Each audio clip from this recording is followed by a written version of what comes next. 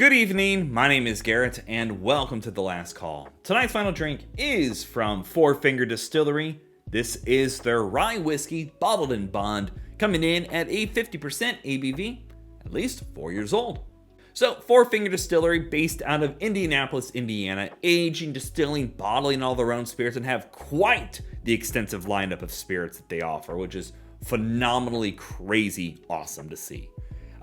Being that we're getting some great craft distilleries, getting some amazing products on the shelves is a huge prop in my books. The cool thing behind Forefinger Distillery is not only do they have a extensive library of different spirits, but they make some damn good cocktails if you ever visit their locations. Now, more recently they had their anniversary and they decided to release their first Bottled in Bond Rye. I was extensively excited about, being that their standard Barrel Proof Rye was my top rye of 2024.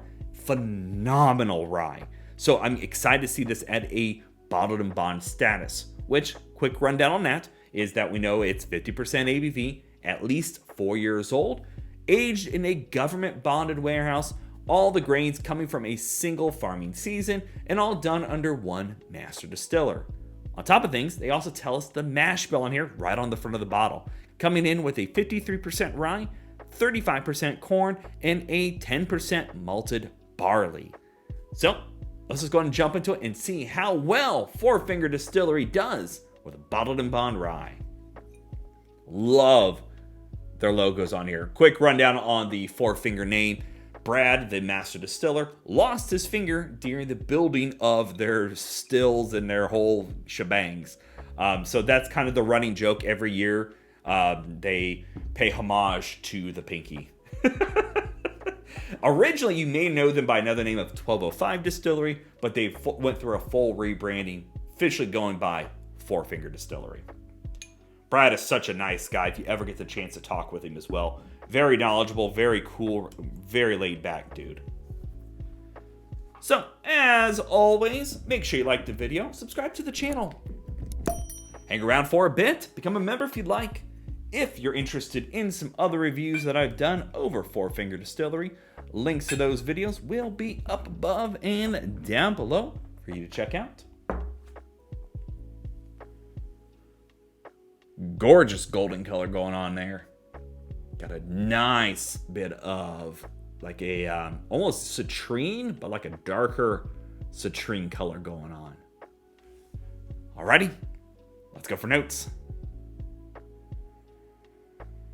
Ooh, that is punchy. I love that. Very grain forward, very craft on the nose. You get that kind of rye grains forefront. You're getting that kind of, I always equate it to the craft note, which is well-aged antique furniture that's been shellacked and well kept. You're finding that on the nose as well. Nice bit of corn sweetness in there, corn husky dustiness.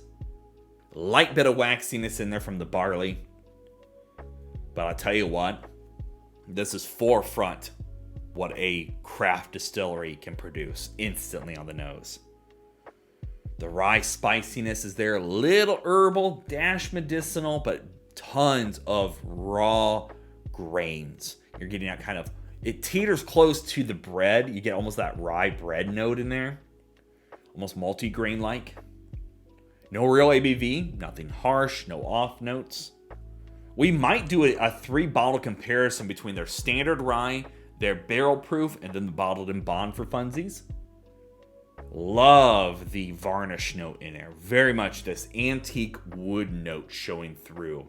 Like well-aged, beautifully done. Nice bit of brown sugar in there as well from that corn side of things. But tons. Now this is not this is not your typical Indiana rye. So if you're thinking MGP profiles, you toss that out the window. The corn elements are almost as strong as the rye is. Not that that's a bad thing, but it is definitely like the rye and the corn profiles are neck and neck on the nose.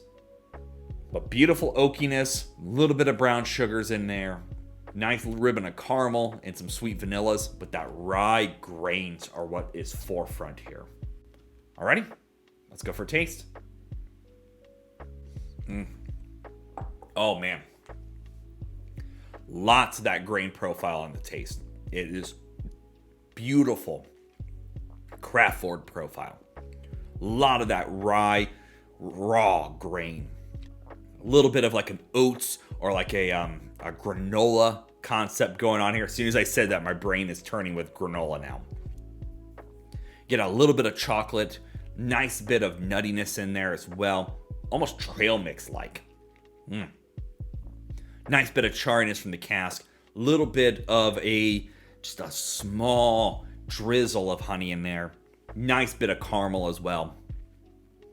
Little bit of pepperiness here in the finish. Clings decently. Doesn't have a long cling on it, so it's probably just at that 4-year mark. I wouldn't expect it to be too much older than that. But overall, this is Indiana in the glass. Like, this is just that beautiful rice spice without going too herbal, medicinal, floral that turns off some people to rye. It's good. Yeah, very much a granola, bar, trail mixy notes.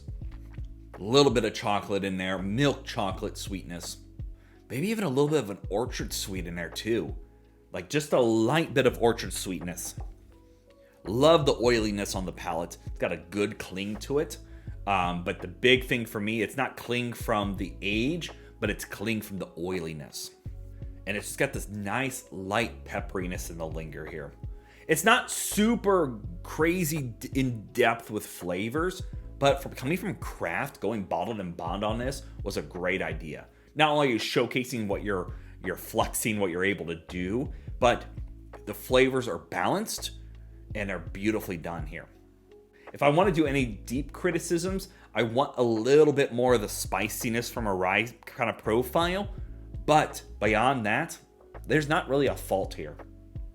Like, you gotta be in the mood for a craft whiskey. Don't get me wrong. You gotta be in the mood for that kind of raw grains, trail mixy notes, all that kind of good stuff. But beyond that, that's a damn good pour. I like that a lot. Alrighty, let's talk about a grade for this one. So, pricing on this, $55. $55 for a craft distillery, aging, distilling, bottling their own stuff, keeping this at a bottled and bond status, disclosing mash bills with those transparencies, all are big thumbs up in my books. I give this a good solid B+. You gotta be in the mood for a craft whiskey profile, don't get me wrong. I love a good craft whiskey, and this showcased what you can do in Indiana with that profile. I think the Barrel Proof Rye is still my favorite, but this doesn't come up too far behind it. The rye grains that are showing through here give you that trail mixy, granola bar-esque vibes, and it just travels through on the palate from beginning to middle to end. It's what I want to see coming from Indiana, and it's just another prime example that craft can really put up some good fights out there. So yeah, there you have it, folks. Forefinger Distillery Rye Whiskey Bottled and Bond. If you have any questions about the bottle itself, let me know down in the comment section below. I will do my best to answer it. And if you have any specific spirit I should go looking for, also let me know down below. Love doing these reviews and sharing with you the experience at home. And as always, may your last drink of the night be the best one.